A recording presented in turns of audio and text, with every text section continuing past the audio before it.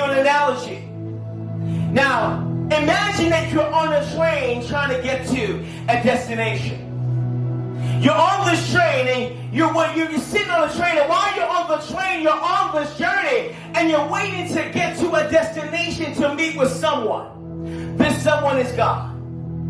Now you're on the train waiting, but God is at the destination waiting. Now you both are in position waiting. See, now that is not confusing, because the train is life. You are you, and you're waiting. But the truth is, we're on a journey. And because God says it is finished, He's at the destination waiting on us.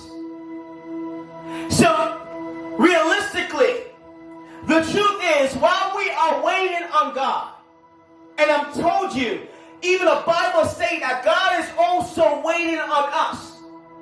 What it really means, it isn't that God is late.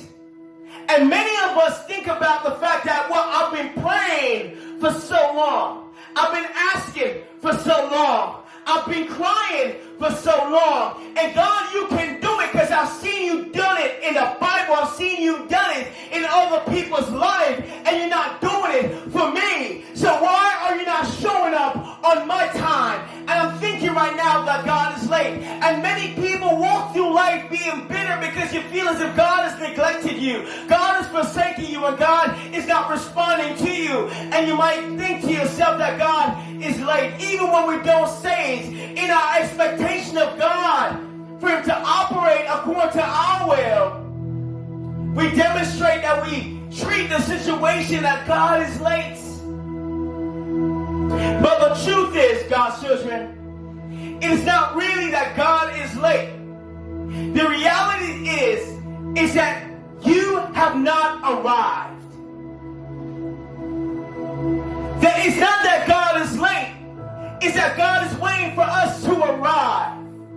And while you're saying, but God, I'm on this train called life, on this journey right now, I'm waiting to get to the place, and I'm not showing up. He's saying, I'm at the place, I'm waiting for you to arrive here.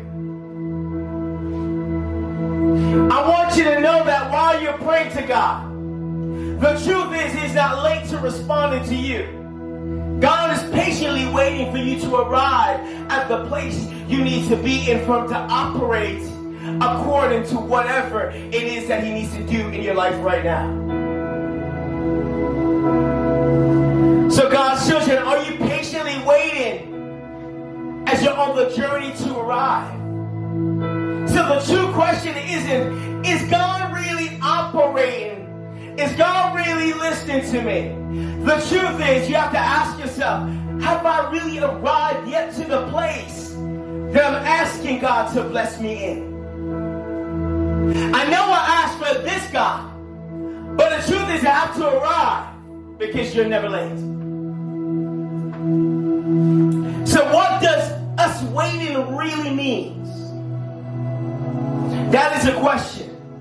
Because if He's waiting and we're waiting, but He's at the spot and we're on the journey and we have to get to a place for God to start to operate specifically according to certain things, according to His will, what does waiting really mean for us? Isaiah told us that those who wait upon the Lord and the power of that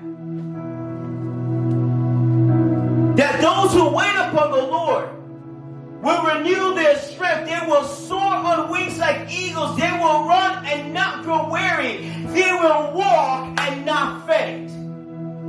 See, while we wait, we want to be in that position. But we have to understand the position of man's waiting on God. Since God is just waiting for us to arrive.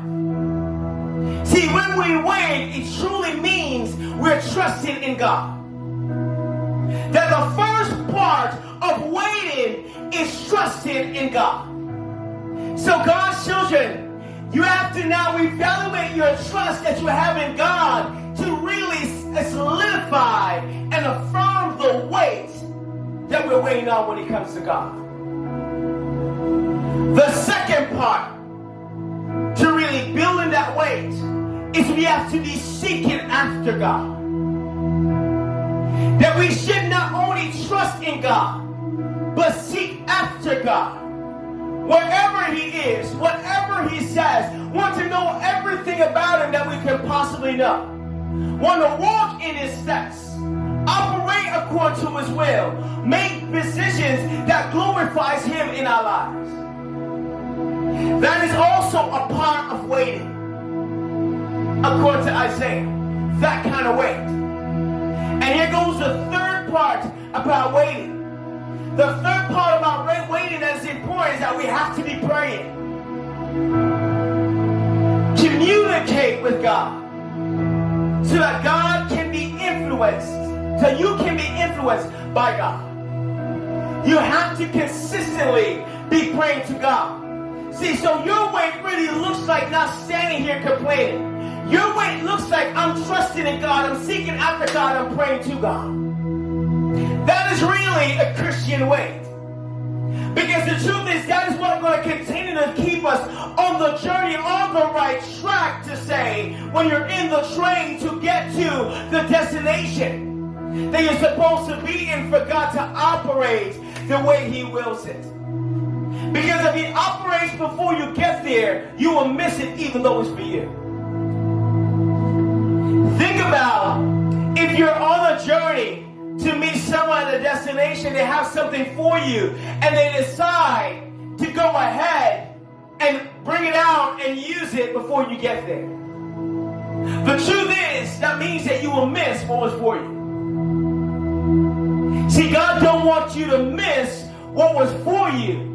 He wants you to get there. That's why He's waiting on you. That's why He's waiting on me. That's why He's waiting on us. He's like, I know you want me to do A, B, C, and D. But I have to wait for you to get there, because if I operate and do A, B, C, and D right now, you will miss it because you haven't arrived yet. So it's not that I'm late. It's that you haven't arrived. And the only way you can really sit on this journey, stay on track, and get there, you have to stay trusting in me. You have to continue to seek after me. You have to continue to pray to me. So God's children, how is your waiting on God going? Are you waiting on God successfully where you're on the journey consistently so you can get to the destination that God needs you to get to so He can operate and bless you the way He wants to? Or are you just sitting back complaining, looking around, being stagnated by the loss or the impact of your lost expectation of what you want God to do according to your will, not His? See, God doesn't want to harm us. He wants us to live. He wants us to have a life of abundance. And in order to do that, He needs us to consistently be in the right places so when He operates, what He does can hit us and affect our life impactfully the right way. If this video was inspiring, insightful, or even left you a little curious for more information, please comment down below. We would love to hear from you. And if you also enjoy this post, I'll be very grateful if you help it to spread by emailing it to a friend or sharing it on Facebook or any other social media outlet. Thank you, and I will see you next time.